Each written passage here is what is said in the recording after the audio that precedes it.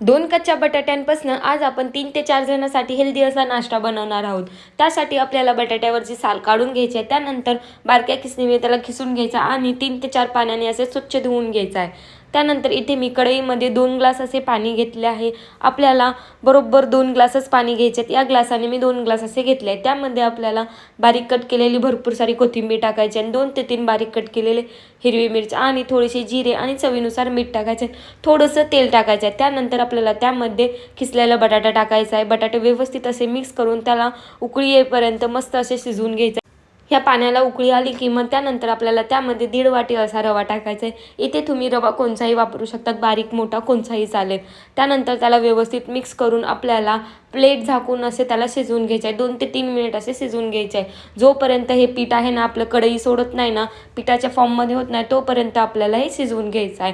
त्यानंतर ते कढई सोडायला लागलं की मग त्याला आपल्याला प्लेटमध्ये काढून घ्यायचं आहे आणि व्यवस्थित असे पूर्णपणे थंड करून घ्यायचं आहे. थंड झाले की मग हाताला थोडंसं तेल लावून आपल्याला पीठ मळतो ना त्या प्रकारे आपल्याला मळून घ्यायचं आहे. त्यानंतर हे पहा तुम्ही कोणत्याही शेपमध्ये त्याला कट करू शकतात. त्यावरती मी थोडीशी चिली फ्लेक्स लावली आहे, तुम्ही लावू शकतात किंवा मग त्याला स्किपही करू शकतात.